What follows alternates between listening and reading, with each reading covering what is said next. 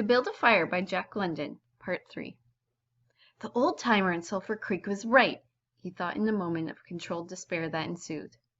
After 50 below, a man should travel with a partner. Suddenly, he bared both hands, removing the mittens with his teeth. He caught the whole bunch between the heels of his hands. His arm muscles not being frozen enabled him to press the hands tightly against the matches. Then he scratched the bunch along his leg. It flared into a flame, 70 sulphur matches at once. There was no wind to blow them out. He kept his head to one side to escape the strangling fumes, and held the blazing bunch to the birch bark. As he so held it, he became aware of the sensation in his hand. His flesh was burning. He could smell it. Deep down below the surface, he could feel it. The sensation developed into pain that grew acute. And still he endured it, holding the flame of the matches clumsily to the bark that would not light readily because his own burning hands were in the way, absorbing most of the flame. At last, when he could endure no more, he jerked his hands apart. The blazing matches fell sizzling to the snow, but the birch bark was alight. He cherished the flame carefully and awkwardly. It meant life, and it must not perish. The withdrawal of blood from the surface of his body now made him begin to shiver, and he grew more awkward. A large piece of green moss fell squarely on the little fire. He tried to poke it out with his fingers, but his shivering frame made him poke too far, and he disrupted the nucleus of the little fire, the burning grasses and tiny twigs separating and scattering. He tried to poke them together again, but in spite of the tenseness of the effort, his shivering got away with him, and the twigs were hopelessly scattered. Each twig gushed a puff of smoke and went out. The fire provider had failed. The sight of the dog put a wild idea into his head. He remembered the tale of the man caught in a blizzard who killed a steer and crawled inside the carcass and so was saved. He would kill the dog and bury his hands in the warm body until the numbness went out of them. And then he could build another fire. He spoke to the dog, calling it to him.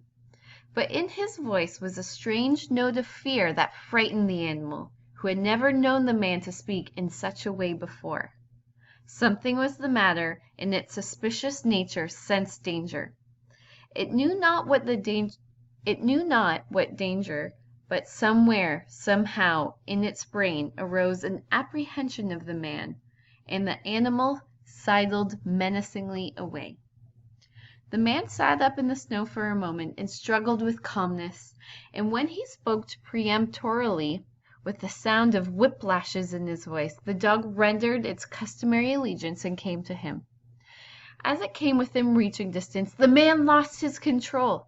His arms flashed out to the dog, and he experienced genuine surprise when he discovered that his hands could not clutch, and there was neither bend nor feeling in the fingers. He had forgotten for the moment that they were frozen, and that they were freezing more and more. All this happened quickly, and before the animal could get away, he encircled its body in its arms. He sat down in the snow, and in this fashion held the dog while it snarled and whined and struggled. But it was all he could do, hold its body encircled in his arms and sit there. He realized that he could not kill the dog. There was no way to do it.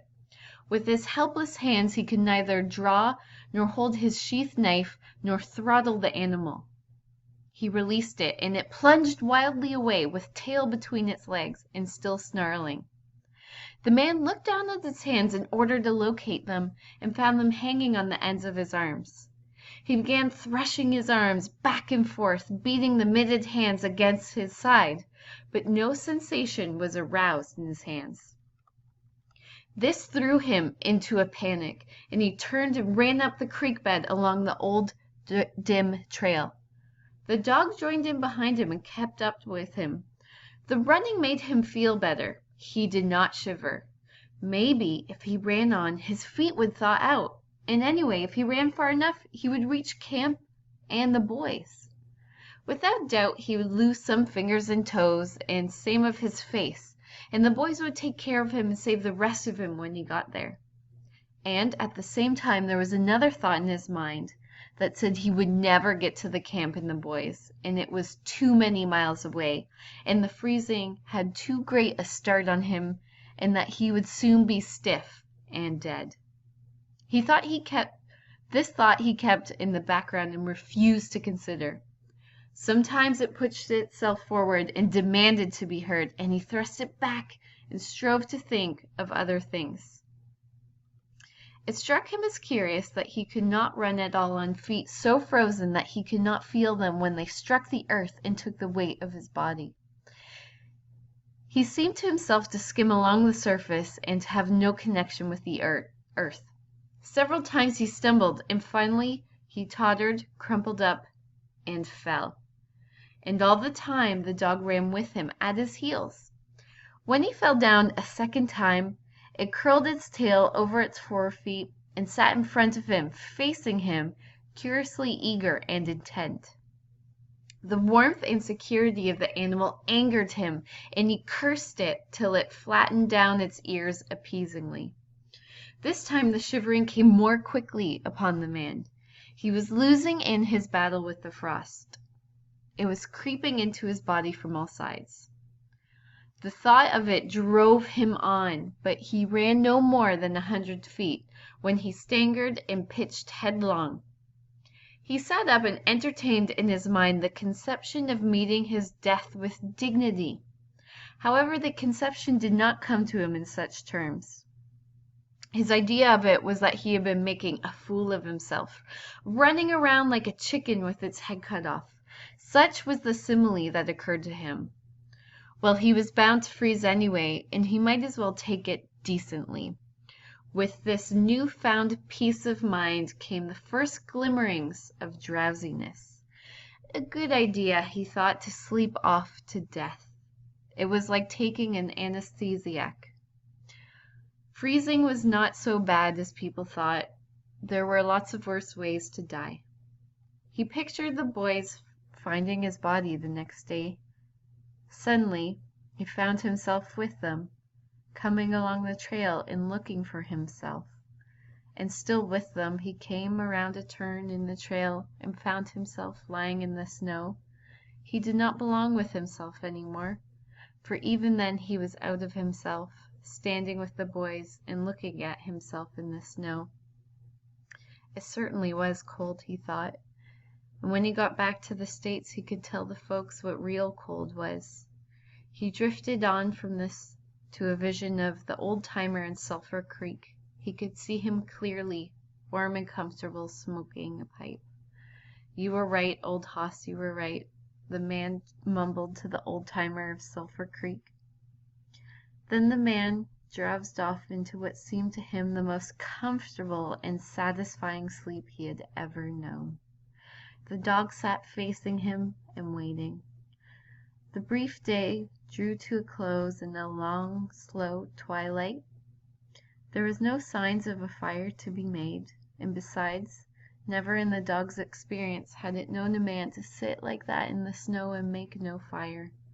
As the twilight drew on, its eager yearning for the fire mastered it, and with a great lifting and shifting of forefeet, it whined softly, then flattening its ears down in anticipation of being chidden by the man. But the man remained silent. Later, the dog whined loudly, and still later it crept close to the man and caught the scent of death. This made the animal bristle and back away. A little longer it delayed, howling under the stars that leaped and danced and shone brightly in the cloud sky. Then it turned and trotted up the trail in the direction of the camp it knew, where there were other food providers and fire providers.